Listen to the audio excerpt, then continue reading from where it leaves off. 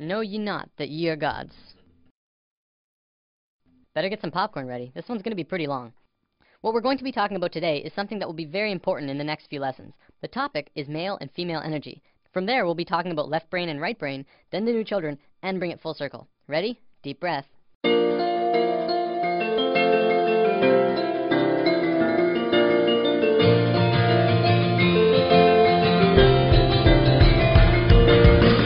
A few weeks ago, we touched upon chakras and how they're at the source of what's affecting your internal systems. What we didn't talk about was the energy flowing within them.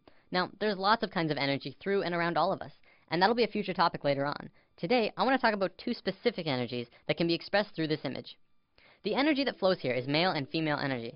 Male energy is focused, and female energy is creative and random. Neither of them is greater nor weaker than the other, and both can be extremely powerful when fully manifested.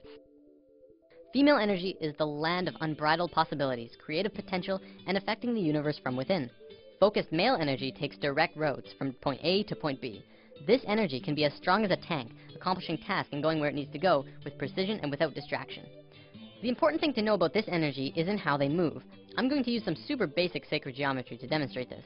This is the Fibonacci spiral. We're going to be talking a lot more about it when we dive into the topic. For now, all you have to know is that it starts at 1 and flows outward forever in a very specific way, and is present in all life everywhere. As male energy flows through the spiral, it goes from base point to point, from here to here, to here to here. It doesn't curve, it just goes straight where it needs to be. Female energy, however, would flow in the actual spiral. It would go around, going in and around outside all of the lines, but still getting to the same or similar results. This is the graphic representation of how it flows, but it also acts in the same way. From this understanding, you can see how we use these energies in our lives. It's the difference between driving straight to work and being on schedule all the time, and taking the scenic route because it's a more pleasant ride, even if it means being late. It's baking a cake strictly by what it says in the cookbook, and putting it together with what just feels right. It's getting that promotion for working the hardest, and getting that promotion for coming up with the best ideas. Here's a relatable example. It's the difference between Inception and Sucker Punch. Both about dreams, but one of them being the masculine story of professional men just doing their no-nonsense work, trying to get the job done, and the other being the feminine story that was creative and random and, according to many, didn't make much sense. Both male and female energy, like the chakras, have their own traits. Male energy is linear, analytical, strategic, and practical. However, when male energy is constricted, it is very blundering and confrontational, and what tends to occur is not seeing all sides of a situation, or not being open to any other possibility other than the one being pursued. You can see a lot of that in today's society. Most commonly, we call it being closed-minded. Female energy, on the other hand, moves in curves. It does not stay inside the lines. It is creativity and movement and expression and emotion. It can do anything and go anywhere, but it has trouble sticking to schedule. If constricted, it can get out of its flow, running rampant between emotions and mood swings and ideas. The creativity could get jumbled and come out as an out-of-control mess. We don't have this widespread issue in today's society, and it has a lot to do with our brain hemispheres. We're going to look at that in a moment. One big difference between the two is that male energy looks at parts and female energy looks at wholes. Before I go on, I want to make this clear. Male and female energy has very little to do with sexual orientation. Like, it's in the mix, but it's not a fundamental part of the energy itself. For example, if you look at the shape of male and female bodies, men have straighter bodies, women have curvier bodies. We'll probably come back to this in a lesson down the road. Okay, brain hemispheres. We have 2 of them, and if you remember what you learned in grade 10 biology, this will be familiar.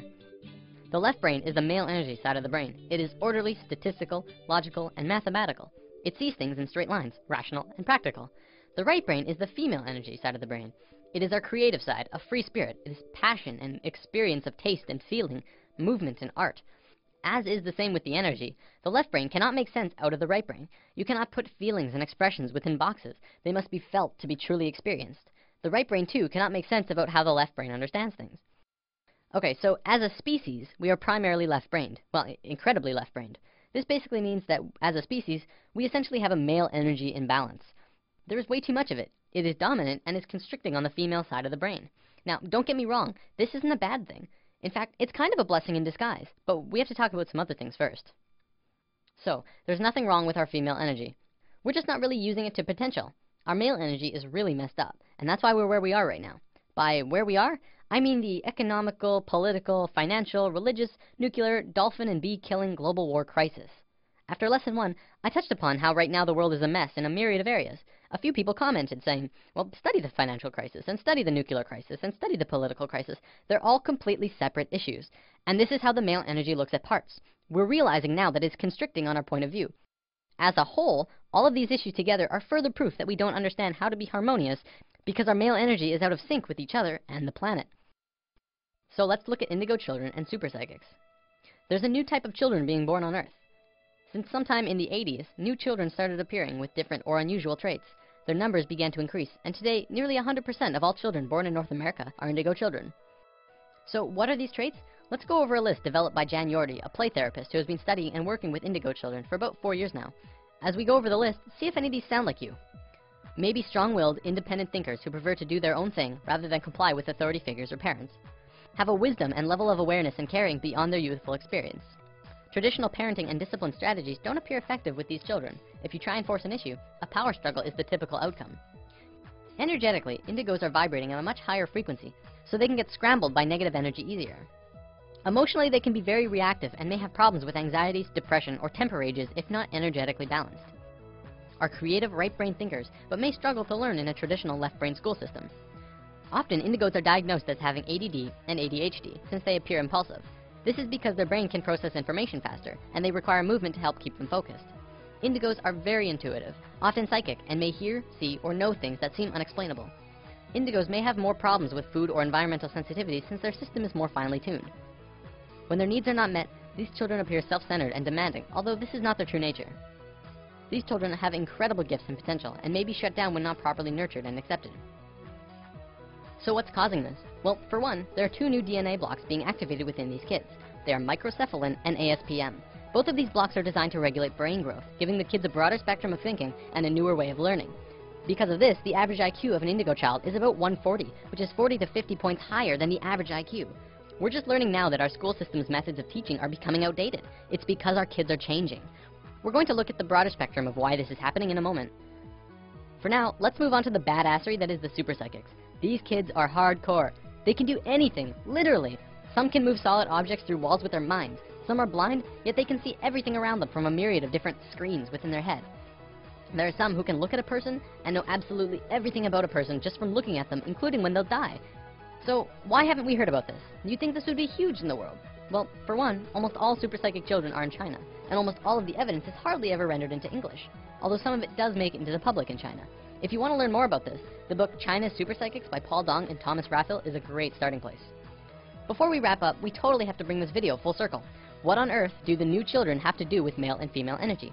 Isn't it obvious? Indigo children are directly connected to our species' male energy, and super psychics to our female. As we grow closer and closer to the peak of the shift, the planet itself is beginning to change. Essentially, this is happening to balance us out. On one half of the world, indigo children are being born. On the other half, super psychics. They are here to help the consciousness of the planet in an incredibly crucial time. There are way more indigo children on the planet than super psychics because it's our male energy that needs to understand.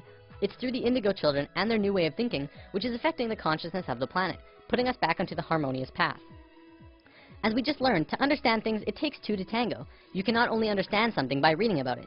You need both sides of the brain to click. In the modern world, things like astral projection and channeling aren't really considered science. One of them is exploring different realms outside of the body, and one is communicating with beings of higher consciousness. And yet, because we can only seem to measure it from experience, it doesn't qualify to be legitimate. Because of this left brain constriction, we have lost a major part of what life is about. See, what we have is called polarity consciousness. We see everything in 2 ways, good or bad, hot and cold, right and wrong, religion and science. To once again become harmonious with each other on the planet, we have to learn to understand again from the left brain. When this happens, we can move out of polarity consciousness into unity consciousness, and that's essentially where we're going. That about wraps it up. See you next time. We all extended into a moment of movement, spiraling and fractal design, but your mind caught up for linear time.